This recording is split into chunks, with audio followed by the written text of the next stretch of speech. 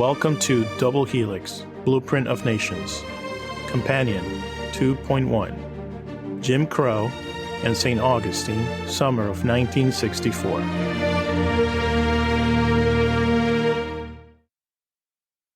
Hello, welcome to a Double Helix Companion episode. As mentioned before, these are meant to be quick hits, quick episodes to give you a little bit of background and context on some of the stories and events that we've discussed throughout the podcast.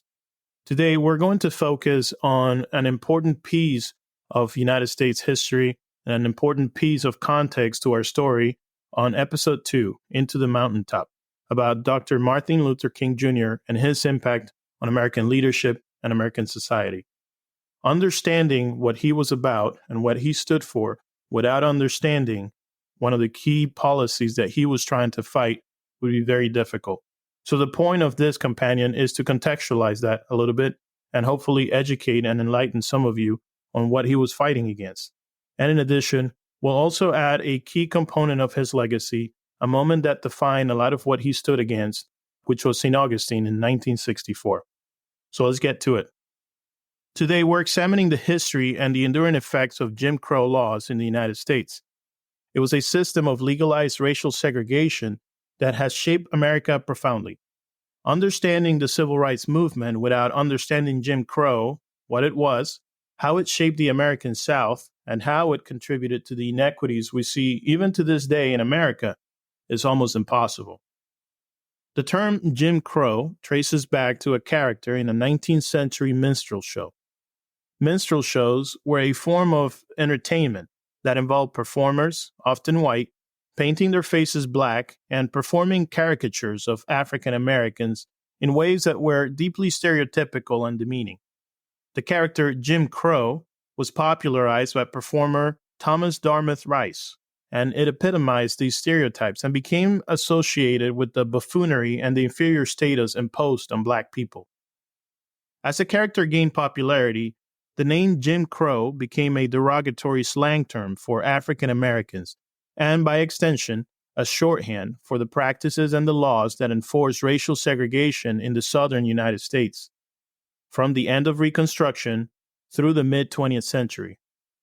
The character's widespread recognition made it a poignant symbol for the systemic oppression and segregation laws that followed. Jim Crow laws mandated the separation of races in all public facilities and all aspects of everyday life in the South, claiming to offer separate but equal treatment. However, the reality was a systematic provision of inferior services, accommodations, and opportunities for African Americans. These laws not only enforce inequality, but also entrench white supremacy in legal, social, and economic fabrics of American society.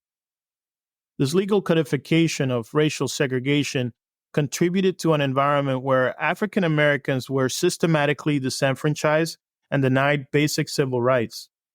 It legitimized discrimination and was marked by a brutal regime of enforcement that included lynchings and race riots aimed at terrorizing Black communities.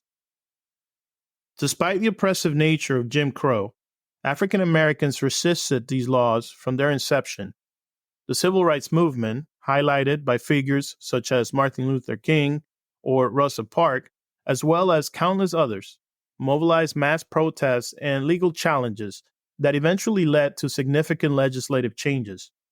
The first landmark case was Brown versus Board of Education in 1954, which declared segregated schools unconstitutional, and subsequent laws like the Civil Rights Act of 1964 and the Voting Rights Act of 1965 helped dismantle the formal structure of Jim Crow. This movement not only challenged the laws themselves, but also struck at the core of ideology that supported them, emphasizing equality, dignity, and justice. The legacy of Jim Crow law persists, influencing contemporary social and political issues in the United States. Racial disparities in education, the criminal justice system, employment, and housing echo the historical patterns of segregation and discrimination that Jim Crow sought to uphold. Understanding this legacy is crucial for addressing the root cause of racial inequality that continues to affect American society.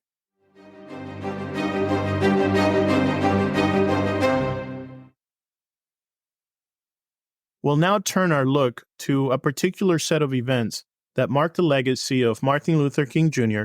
and which unfolded in the context of Jim Crow. We're going to talk about St. Augustine, Florida, and the summer of 1964. And it was just after the famous I Have a Dream speech.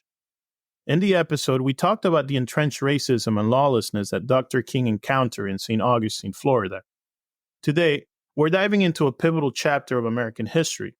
We'll give you some context and background on St. Augustine, Florida during the fiery summer of 1964. This was a momentous period that shaped the course of civil rights movement. Once again, Dr. King found ways to confront the nation with violent moments of truth. So let's uncover why Dr. Martin Luther King Jr. chose this location as a battleground for equality and justice. In the early 1960s, St. Augustine was not just a picturesque tourist destination known for its Spanish colonial architecture and Atlantic coastlines. It was a city deeply entrenched in racial segregation and discrimination. African Americans in St. Augustine faced harsh inequalities, from segregated schools and beaches to being denied service at lunch counters and at hospitals. St. Augustine is a city which is steeped in a long, violent history that dates back to before the founding of America. And unfortunately, when it came to the treatment of Black Americans, it was no different. The racial tensions in St. Augustine were so intense that they drew the attention of Dr. Martin Luther King Jr. and the Southern Christian Leadership Conference, the SCLC. But why St. Augustine? 1964 marked the 400th anniversary of the city's founding, and it was poised to celebrate this with much publicity. King and the SCLC saw an opportunity to use the spotlight to amplify their message against segregation. By the summer of 1964, local activists had grown increasingly frustrated with the slow progress of desegregation. As the nation's attention turned toward St. Augustine's anniversary celebrations, local leader Dr. Robert Hayling and others urged the SCLC to come in and help escalate the efforts. Their tactics included sit-ins, wait-ins at segregated beaches and pools, and marches down the city's historic streets, all of which met with violent responses from white segregationists. You can even look up pictures of the violent repression of the wait-ins and the marches, which escalated to beatings of the marchers on many occasions and outright lynchings. The juxtaposition of the marches by African American activists throughout the old slave market in the middle of downtown St. Augustine showed the naked face of segregation once again. Resistance was brutal. Protesters, including teenagers and the elderly, were beaten, and arrests were commonplace. The violence culminated in an incident where a group of rabbis came to support the movement and were also arrested, drawing national attention. The local police was a participant in the violence, with many Klan members as active duty police officers. The presence of the Klan within law enforcement not only fueled racial tensions, but also eroded trust in institutions meant to serve and protect all citizens. Through his stay in St. Augustine, Dr. King had to move to a different house every night to avoid capture by either enraged white residents or the local authorities, who were seeking to arrest him at best and kill him at worst. Dr. King's involvement brought significant media coverage, which in turn spotlighted the severity of racial issues in St. Augustine and pressured lawmakers at the highest levels to take action. It was this attention that helped pave the way for the Civil Rights Act of 1964. The struggles of St. Augustine were a macrocosm of the national fight against racial segregation. The city's resistance to integration showcased a deep-rooted racial division, which also highlighted the resilience and determination of civil rights activists. As I said on the episode, Dr. King called St. Augustine the most lawless city he had ever been to, and this is within the context of him having visited the entire south of the United States. This summer of 1964 in St. Augustine was not just about the protests or the violence. It was about why those protests were necessary, what they achieved, and how they contributed to the broader narrative of the civil rights movement. It's a reminder of the power of strategic nonviolent resistance and the importance of community and leadership in the face of deep-seated injustice.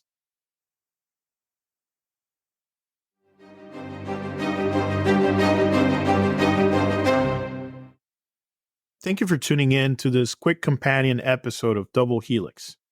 Join us next time as we continue to explore pivotal moments in history that have shaped nations.